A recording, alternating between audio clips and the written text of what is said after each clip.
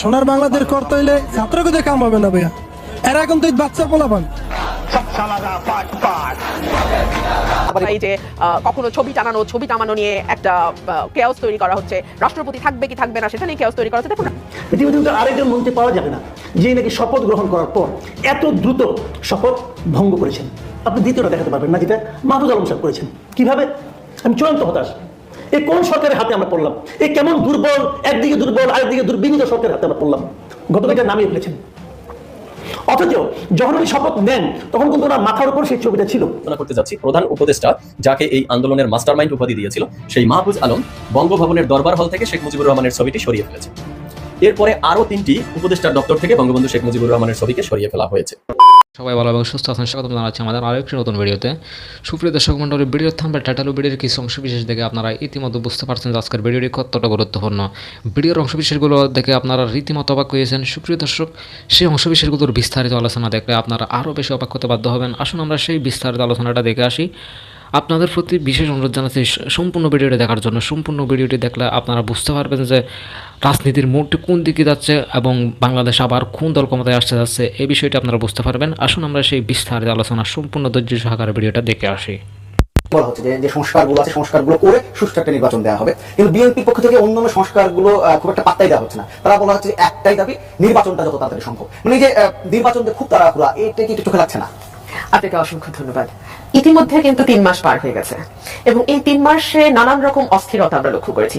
আমরা গার্মেন্টে অস্থিরতা দেখেছি, আমরা পাহাড়ে অস্থিরতা লক্ষ্য করেছি, আমরা আনসারদের মধ্যে অস্থিরতা দেখেছি। আজকে আপনি জানেন পঙ্গু হাসপাতালে যেই আহত ভাইরা আমার আছেন তারা রাস্তায় বিক্ষোভ করেছেন, কারণ 3 মাস সময় পার হয়েছে, এখনো স্বাস্থ্য উপদেষ্টার সময় হয়নি তাদের সঙ্গে দেখা করবার। তাদের মধ্যে অনেকেই আছেন যারা বলছেন যে তাদের চোখটা বাঁচাতে হলে দেশে তাদের চিকিৎসা সম্ভব না, দেশের বাইরে নিতে হবে। সেই ব্যাপারেও কিন্তু আমরা সরকারকে কোন রকম কোন উদ্যোগ এখন পর্যন্ত নিতে দেখিনি।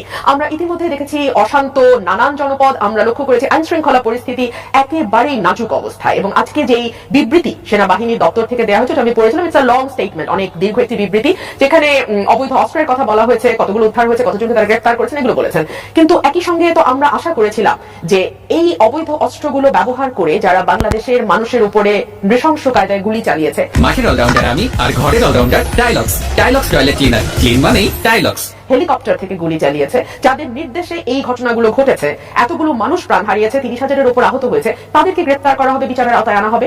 আমরা কিন্তু তেমন সিগনিফিকেন্ট কাউকে দেখিনি। আইনমন্ত্রীকে করা হয়েছে, সালমান এফ রহমান যিনি মূলত ব্যবসা এবং অর্থনৈতিক কেলেঙ্কারির সঙ্গে যুক্ত, তাকে করা হয়েছে, কিন্তু এখনো আমরা স্বরাষ্ট্রমন্ত্রীকে আইনের আওতায় আনতে দেখিনি। আমরা দেখিনি এইরকম ঘটনাগুলোর সঙ্গে আইন শৃঙ্খলা রক্ষাকারী বাহিনীর যে ঊর্ধ্বতন কর্মকর্তারা আছেন এবং যারা আসলে আইন অনুযায়ী না, হাসিনার কথা অনুযায়ী তাদের প্রশাসনটা চালাতেন, তাদেরকেও কিন্তু বিচারের সম্মুখীন হতে দেখিনি। তাহলে আসলে 90 দিন 3 মাসে আমরা কি পেলাম? এই প্রশ্নটা কি এখন উঠবে না? এবং রাজনৈতিক দলগুলো সে কারণেই বলেছে যে সংস্কার একটি ধারাবাহিক প্রক্রিয়া, সংস্কার একটি চলমান প্রক্রিয়া। যতদিন পর্যন্ত পৃথিবীর বুকে বাংলাদেশ থাকবে ততদিন পর্যন্ত কিছু না কিছু সংস্কার প্রতিদিনই হতেই থাকবে। সো এটা কমপ্লিট না করা পর্যন্ত নির্বাচন দেওয়া যাবে না, এই কথাটিও কি একটু অযৌক্তিক কথা নয়? বিএনপি তো শুরু থেকেই যৌক্তিক সময় দেওয়ার জন্য প্রস্তুত এবং বিএনপি সবসময় বলেছে যে নির্বাচনের জন্য যে সংস্কারগুলো দরকার প্রথমে আপনারা সেই সংস্কারগুলো করুন। সেটাও তো অনেক দীর্ঘ সংস্কার। নির্বাচন কমিশন গঠন করতে হবে, নির্বাচনের জন্য ভোটার তালিকা হালনাগাদ করতে হবে, আপনারা যদি ডিলিমিটেশন করতে চান সেটা করতে হবে। সো এখানেও কিন্তু কাজ কম না, প্রশাসনের রদবদল করতে হবে, আইন শৃঙ্খলা রক্ষাকারী বাহিনীতে যারা আছেন তাদেরকে রদবদল। So huge task.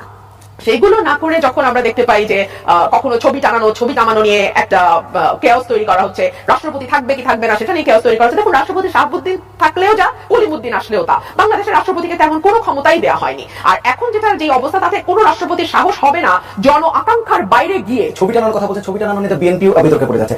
রিজভী সাহেব যে মন্তব্য করলেন, পরে আবার তাকে বিবৃতি দিয়ে সেটি অস্বীকার করতে হবে। আচ্ছা, আমাকে একটা কথা বলেন তো, একটি ছবি টানানো বা নামানো এটা কি একজন মন্ত্রী পদমর্যাদার উপদেষ্টার কাজ হতে পারে? 1, 2 হচ্ছে এই কাজগুলো কি ইচ্ছাকৃতভাবে করা হচ্ছে না, যে মূল ফোকাসটা যাতে অন্যদিকে চলে যায়? আপনি আমাকে বলেন, এখন কি সত্যি আপনারা আমার এখানে বসে ছবি নিয়ে আলোচনা করার কথা, নাকি আমাদের আলোচনা করার কথা যে টিসিবি ট্রাকের দীর্ঘ লাইন নিয়ে হাসিনার মানে ঘন্টা পর ঘন্টা সমালোচনা আমরা করেছি, সেই টিসিবি ট্রাকের পেছনে কেন এখনো এত দীর্ঘ সারি? কেন এখনো সাধারণ মানুষের হাতের নাগালে দ্রব্যমূল্য আসছে না? কেন সিন্ডিকেট ভাঙার কথা বলা হলেও সিন্ডিকেট এই সরকার ভাঙতে পারছে না? সিন্ডিকেট ভাঙাতে এভাবে করা যায় না। অলিগোপলির ক্ষেত্রে যা হয়, আরো নতুন ব্যবসায়ীকে আনতে হয়, প্রণোদনা দিয়ে আনেন, ট্যাক্স মওকুফ করে আনেন, তাদেরকে সহজ শর্তে ঋণ দিয়ে আনেন, যেভাবে আনেন, আপনাকে নতুন বিজনেসম্যান এখানে আনতে হবে। তো এগুলো না করে আপনি ফাঁসি দিয়ে, জরিমানা করে বা ম্যাজিস্ট্রেট দিয়ে ধরে আপনি কখনো দ্রব্যমূল্যকে আনতে পারবেন না। তো এগুলো জনমানুষ যেগুলো নিয়ে চিন্তিত সেদিকে ফোকাস না করে আপনি ছবি বা রাষ্ট্রপতি নিয়ে কেন এত আমি হতাশ, আমি চূড়ান্ত হতাশ। এই কোন সরকারের হাতে আমরা পড়লাম? এই কেমন দুর্বল, একদিকে দুর্বল আরেকদিকে দুর্বিনীত সরকারের হাতে আমরা পড়লাম। গতকালকে যখন তিনজন নতুন উপদেষ্টা শপথ নিলেন, তখন আমি বলেছিলাম যে এই মাস শপথ নিয়েছেন ওনার সম্পর্কে আমি কিন্তু একটা কথা বলতে চাই, কিন্তু কালকে যেহেতু সময় কম ছিল তার আমি এটাও বলেছিলাম ওনাকে নিয়ে আলাদা একটা এপিসোড করা যায় কিনা।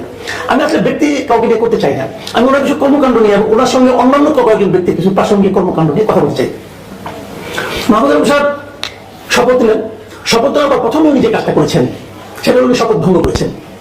এবং আমার বিবেচনা পৃথিবীতে আরেকজন ক্যাবিনেটের মেম্বার দেখা যাবে না, আমি উপদেষ্টাকে মন্ত্রীর পদমর্যাদায় ধরি, পৃথিবীতে আরেকজন মন্ত্রী পাওয়া যাবে না যে নাকি শপথ গ্রহণ করার পর এত দ্রুত শপথ ভঙ্গ করেছেন।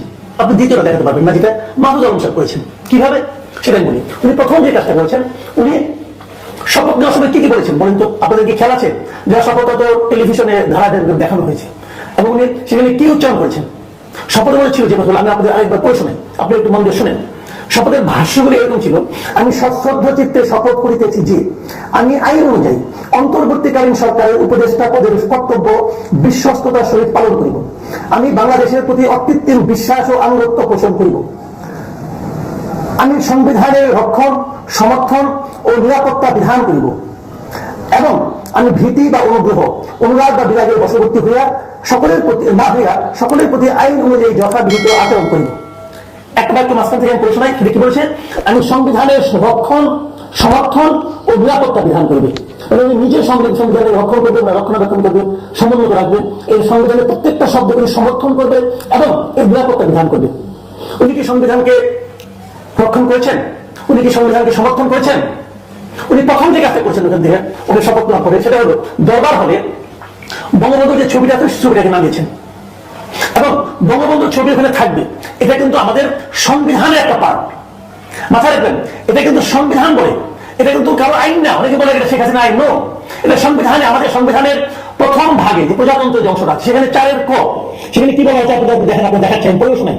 জাতির পিতা বঙ্গবন্ধু শেখ মুজিবুর রহমানের প্রতিকৃতি, রাষ্ট্রপতি, প্রধানমন্ত্রী, স্পিকার ও প্রধান বিচারপতির কার্যালয় এবং সকল সরকারি ও আধা সরকারি অফিস, স্বায়ত্তশাসিত প্রতিষ্ঠান, সংবিধিবদ্ধ সরকারি কর্তৃপক্ষের প্রধান ও শাখা কার্যালয়, সরকারি ও বেসরকারি শিক্ষা প্রতিষ্ঠান, বিদেশে অবস্থিত বাংলাদেশের দূতাবাস ও মিশন সমূহে সংরক্ষণ ও প্রদর্শন করতে হবে। প্রদর্শন করতে হবে। উনি সেই প্রদর্শন, দরবার হলে যে ছবিটা প্রদর্শন করা হয়েছিল সেই প্রদর্শিত ছবিটা নামিয়ে ফেলেছেন। অথচ যখন উনি শপথ নেন তখন কিন্তু ওনার মাথার উপর সেই ছবিটা ছিল। দেখুন আপনাদের সেই ছবি স্মৃতিচিত্র আপনাদের দেখাচ্ছি, মাথার উপর সেই ছবিটা ছিল। সেই ছবিটাকে মাথার উপর রেখে উনি সংবিধানের এই সমুন্নত রাখার শপথ নিয়েছেন। মানে সংবিধানের আলোকে উনি শপথ নিয়েছেন, নিয়ে প্রথম কাজ যেটা করেছেন ওরা শপথ ভঙ্গ করেছেন, উনি সংবিধান লঙ্ঘন করেছেন। উনি অনেক কাহিনী বলতেছেন, অনেক জ্ঞান দিচ্ছেন জনগণকে। উনি তো মোটামুটি সক্রেটিস টাইপের একজন জ্ঞানী লোক বলে সবাই প্রচার করে। আমাদের চিফ উপদেষ্টা বলছেন উনি নাকি মাস্টার মাইন্ড। এই মাস্টার মাইন্ড শোনার পর ওরা ভালো বেড়ে গেছে। আমি জানি না কি হয়েছে ওনার, বাট আমার মনে হয় যে ওনার মধ্যে পাগলামি বেড়ে গেছে। এগুলি বাহাদুরি নয়। আপনাকে মনে রাখতে হবে, আপনি এখন একটা মন্ত্রী হয়ে গেছেন, আপনার যোগ্যতা থাক বা না থাক, আপনাকে কেউ জ্ঞানী বলুক কি মূর্খ বলুক কিছু হয়ে যায় না, আপনি মন্ত্রী। আপনি যে কাজটা করবেন সেটা কিন্তু আপনার মন্ত্রণালয় সহ পুরো দেশের সরকারি অফিসগুলো অনুসরণ করবে। আপনাদের কয়েকজনের কারণে আপনারা কয়েকজন বলছেন আপনারা বঙ্গবন্ধুকে মানেন না, এটা না মানার অর্থ হচ্ছে আপনি সংবিধান মানেন না। আপনি যদি বলেন সংবিধান মানি না, সংবিধান যে নাচতে নাচতে যে শপথ নিলেন কেন? নাকি চেয়ারের লোকের কারণে? আপনি তো মন্ত্রী হন না, আপনাকে মন্ত্রী নিয়োগ করা হয়েছে। কে নিয়োগ করেছে? প্রেসিডেন্ট নিয়োগ করেছে। এবং সেখানে ঘোষণা আপনি শুনেছেন কাউকে বলতেছে যে প্রেসিডেন্ট আপনাদেরকে উপদেষ্টা নিয়োগ করেছে, আপনারা কিন্তু ওনার উপদেষ্টা। ভাই মানুন, যা না তা বলার চেষ্টা করেন না। আপনি কি সেটা না কেন বলার চেষ্টা করেন? এবং কেবল তাই না, আপনি করেছেন। পাশাপাশি আপনার যারা সহযোগী আছে তারা কালকে দেখলাম, দলের কালকে ঘটনার পর আসতে দেখলাম যে 3টা মন্ত্রণালয় থেকে ছবিগুলি নামিয়ে ফেলা হয়েছে। কে কে? সজীব ভুইয়া যিনি আছেন, এখন উনি নতুন দায়িত্ব পেয়েছেন স্থানীয় সরকার মন্ত্রণালয়ে, উনি কিন্তু যেই ছবি নামিয়েছেন। আবার নতুন কালকে যে একজন সংসদ আপনার উপদেষ্টা হয়েছেন শেখ বসিরউদ্দিন, উনি ওনার দায়িত্বে 2টা মন্ত্রণালয়, উনি 2টা মন্ত্রণালয়ে ঢোকার আগে ছবি আগে নামাইছেন। মানে উনি জানাইছেন, উনি বুঝাইছেন ওনার জাতটা কি। বড় মনে হচ্ছিল উনি নাকি জামাতের লোক, আর কি জামাতের খুব ঘনিষ্ঠ লোক। সেটা সত্য মিথ্যা জানি না, তবে উনি প্রথম কাজ যেটা, যে সংবিধানের আলোকে ওনারা শপথ নিয়েছেন, যে সংবিধানের অধীনে, সে যে সংবিধানকে সমুন্নত এবং সমর্থন করার জন্য ওনারা শপথ করেছেন, প্রথম দিন উনি সেই শপথে ভঙ্গ করেছেন। এই জন্য আমাদের শেখ বসিরউদ্দিন আমাদের বিশাল মন্ত্রী একজন। তো এভাবে আমরা কি করবো? আরেকটা ঘটনা বলেন, যে ঘটনা বলে আলোচনা শেষ করবো।